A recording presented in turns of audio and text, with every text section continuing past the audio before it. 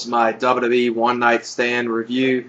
First matchup was Jeff Hardy versus Umaga in a Falls Count Anywhere match. Stuff you saw in this match was a little brawling outside the ring, which led to them fighting through the crowd. Then they were about to go outside of the arena. You saw one cool spot before this, which was they were brawling near this near these steps, and you saw Jeff Hardy basically slide down the stair rail and kind of do a dive or splash, whatever you would like to call it, on Umaga.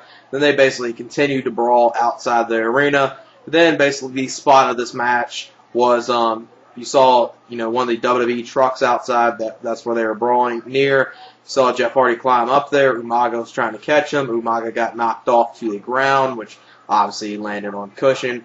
Then Jeff Hardy went to the top and did a Swanton bomb, which camera angle didn't get him landing on Umaga, obviously. But still, it looked very good and was a very cool spot. And definitely enjoyed this match. Good match to start the show off with. And Jeff Hardy gets the victory. About a 2.5-star match. Then the next matchup was the Singapore Cane match with CM Punk versus Chavo versus Tommy Dreamer versus John Morrison versus The Big Show. This was actually not as bad as what I was expecting, but still, that's not saying this was a good match. This was, one of those. This was just a decent match and a decent match at best. At first, you saw all of them ganging up on Big Show. He got beaten with Singapore Cane a number of times by everyone in this match.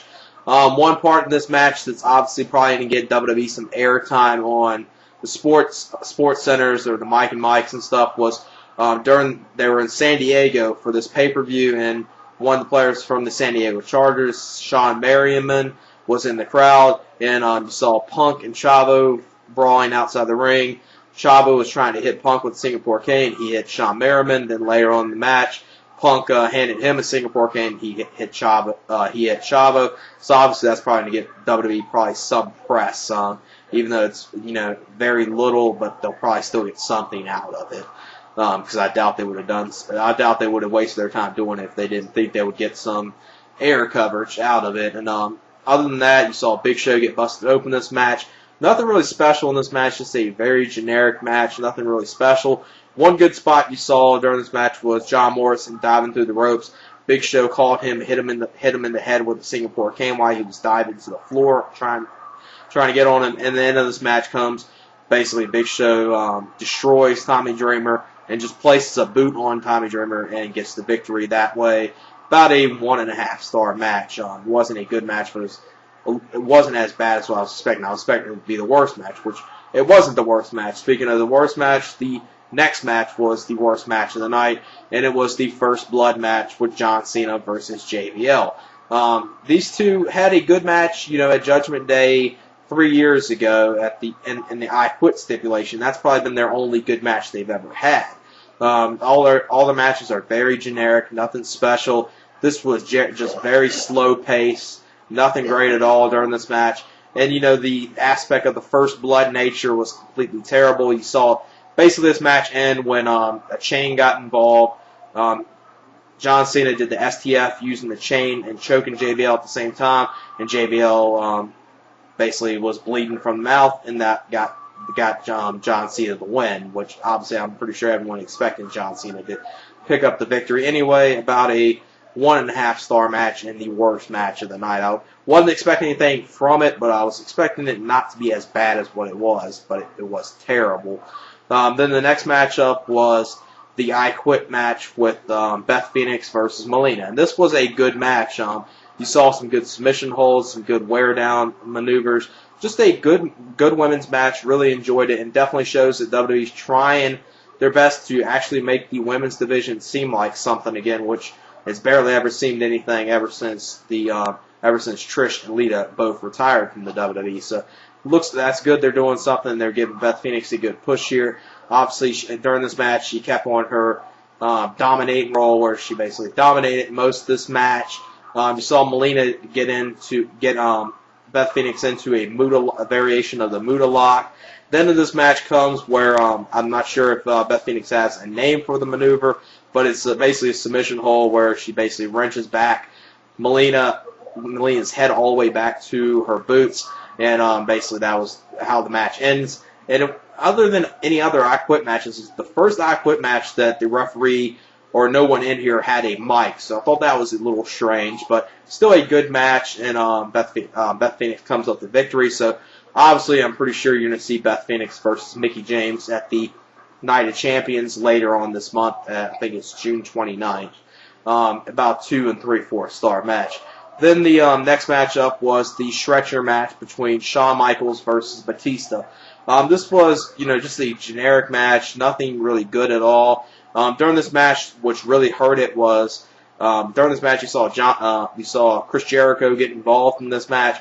Really not involved, attacking either one, but he came out here 2 times involved in the match, basically saying, Shawn Micheals, don't give up, basically blah blah shit like that. So, I guess they're trying to continue something with there, but now it doesn't even make sense.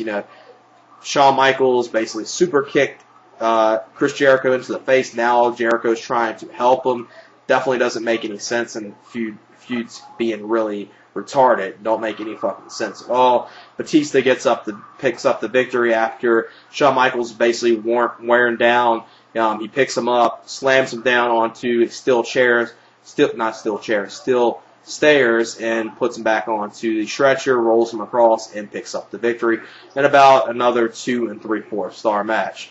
Then up next was the WWE Title Match, the last man standing match between Randy Orton versus Triple H. Now this actually looked like it was actually going to be a good match.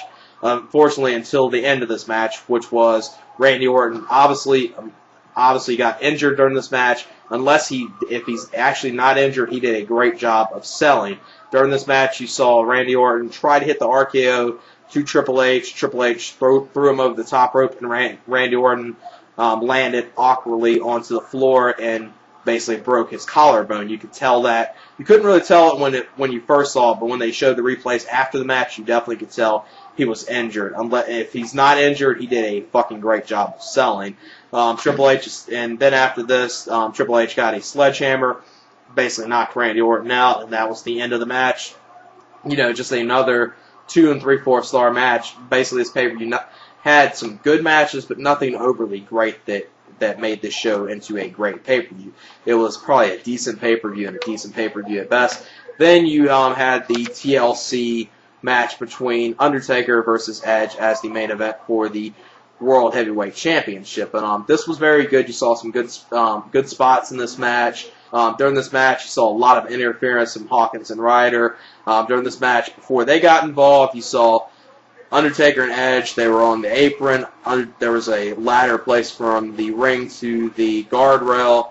Undertaker chokeslammed Edge, not through the ladder, but onto the ladder. The ladder had no give.